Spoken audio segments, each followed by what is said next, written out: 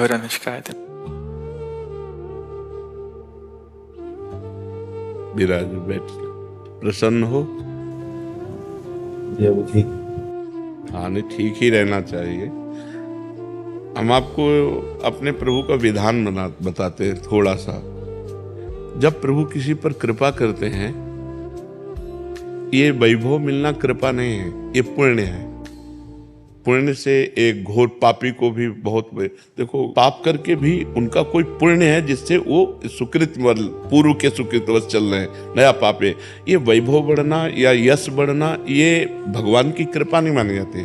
भगवान की कृपा मानी जाती है अंदर का चिंतन बदलना, जिससे आपके अनंत जन्मों के संस्कार भस्म होकर और अगला जो है वो बड़ा उत्तम होगा। अंदर के चिंतन से होता है, बाहर से कुछ नहीं होता। मात्र अंदर का चिंतन। अच्छा, अंदर का चिंतन हम लोगों का स्वभाव बन गया बहिर्मुखी। बहिर्मुखी मतलब बाहर यश, कीर्ति, लाभ, विजय, इससे हमको सुख मिलता है। अंदर से कोई मतलब नहीं रखता, कोई विरला ही अंदर से। अब क्या होता है, भगवान जब कृपा करते हैं तो संत समागम देते हैं, कि दूसरी जब कृपा होती तो विपरीतता देते हैं, और फिर अंदर से एक रास्ता देते हैं। ये मेरा रास्ता है, ये परम शांति का रास्ता है, ये शांति का रास्ता नहीं। भगवान वो रास्ता देते और जीव को अपने पास बुला लेते हैं। बिना प्रतिकूलता के संसार का राग नष्ट नहीं होता। किसी को भी वैराग्य होता है तो संसार की प्रतिकूलता देखकर वैराग्य होता है। सब कुछ हमारे अनुकूल है तो हम आनंदित होकर उसका भोग करते हैं। जब हमारे ऊपर प्रतिकूलता आती है तब ठेस पहुंचती है कि इतना झूठा संसार, तो अंदर से भगवान रास्ता देते हैं। ये सही है। भगवान बिना प्रतिकूलता के इस संसार को छुड़ाने का कोई भी औषधि नहीं रखी। आज तक जितने बड़े महापुरुष हुए हैं, जिनका जीवन बदला है, उनको प्रतिकूलता का दर्शन करके बदला है। तो कभी प्रतिकूलता आए तो उस समय आनंदित हो कि मेरे ऊपर अब भगवान की कृपा हो रही है, कि मुझे सतमार्ग में चलने की प्रेरणा मिल रही है। अगर सतमार्ग छूटा हो, ये सब तो एक सेकंड के लिए आप विचार कीजिए। अब अपना सुधार कर लो, अपने जीवन को सत्य में ले आओ, तो अगला जो होगा वो बहुत जोर का होगा।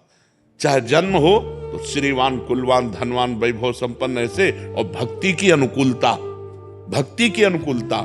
खास बात श्रीवान, धनवान, कुलवान नहीं, खास बात भक्ति की अनुकूलता। अगर इस जन्म में भगवत प्राप्ति नहीं हुई तो भगवान श्री कृष्ण ने गीता में कहा है कि मेरे भक्त का नाश नहीं होता। मैं कुलवान, धनवान, श्रीवानों के कुल में जन्म देता हूं और फिर पुनः भक्ति का माहौल देता हूं, और पूर्व का जो भजन छूटा हुआ हो वहीं से उसको।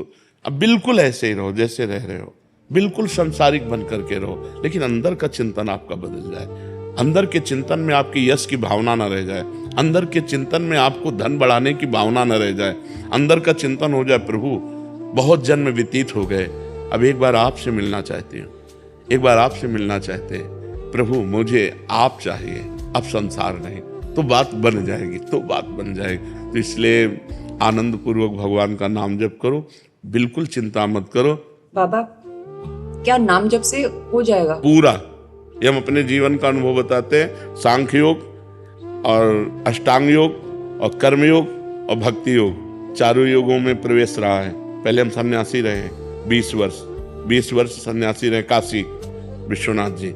तो हम सांख्य योग, अष्टांग योग, जो अष्टांग योग है ना, अष्टांग योग, कर्म योग, इन तीनों को अच्छी प्रकार जान करके और फिर भक्ति योग में आए हैं। स्वयं भगवान शंकर से बढ़कर कोई ज्ञानी तो नहीं ना, सनकादि से बढ़कर कोई ज्ञानी नहीं। वो हरिशरणम सनकादि हर समय जपते रहते हैं। भगवान शिव राम राम राम राम राम राम जपते रहते हैं। हम वृंदावनवासी प्रिया प्रीतम के उपासी, तो जो राम में राह है वही राह है, जो धा है ये रस देने वाली वस्तु है। तो हम राधा राधा राधा राधा, मतलब आप ये समझो कि हमारी इतनी तार्किक बुद्धि रही, हमारी श्रद्धालु बुद्धि नहीं रही।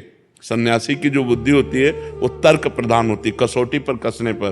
तो हम केवल भावुकता में राधा राधा का प्रचार नहीं कह रहे कि हमने सुना और ऐसे ग्रंथों में पढ़ा, ऐसे कह रहे, स्वयं स्वाद लेके कह रहे और विश्वास के साथ कह रहे कि यदि आप राधा राधा जपते हो तो इसी जन्म में भगवत प्राप्ति हो जाएगी, इसी जन्म में। जैसे किसी से कहा जाए कि तुम सत्य बोलो, मंदिर में चढ़ के बोलो, तो हम मंदिर में नहीं, हम वृंदावन में बैठे हैं।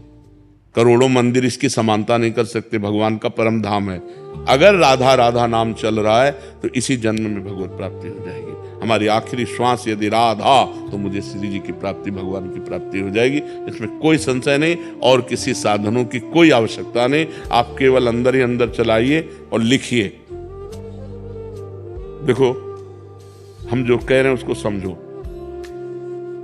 बहुत अधिक नाम जपने की हमें चेष्टा नहीं करनी, कम संख्या हो लेकिन मन लगा करके हो। जैसे हम, अब देखो, आप लिखो राधा, अपने दिमाग में लिखो, खुले नेत्र लिखो या बाहर बाहर देखो, दिखाई दे रहा है राधा लिखा हुआ। वही कान में सुनो राधा, वही अंदर उठाओ राधा। ये तीनों का एकाकार हो जाए तो ये करोड़ों नाम जप के बराबर है। देखो, जैसे हम बोला राधा, ऐसे हम 1000 राधा नाम बोले तो हम बोला राधा, ये उपांशु है, इसे उपांशु कहते हैं। राधा राधा राधा राधा 1000 बार, ये उपांशु हुआ। अब ये ऐसे उपांशु हम 10,000 बार जप करें, अंदर देखते हुए बोले राधा, उपांशु 10,000 बार नाम जप करने का फल एक बार मानसिक में है। इतना बड़ा फल है ये। ऐसे राधा राधा राधा चल रहा है, नेत्रों से हम उसे देख रहे हैं, कानों से उसे सुन रहे हैं। आप देखना कि अगर मन भगेगा तो आप लिख नहीं पाओगे राधा नाम, अगर लिख रहे हो तो मन भगेगा नहीं। तो चाहे 10 बार लिखो, 100 बार लिखो, लेकिन एक अभ्यास बनाओ ऐसा कि कुछ समय शांति से स्नान आदि करके बैठ गए और राधा राधा लिख रहे हैं, उसी का चिंतन कर रहे हैं। इसे अपना जीवन बना लो, फिर आप परिणाम में खुद देख लेना। कोई घाटे का सौदा तो है नहीं, ठीक है। ये सखी को दे दे, ठाकुर सिंह जी की है।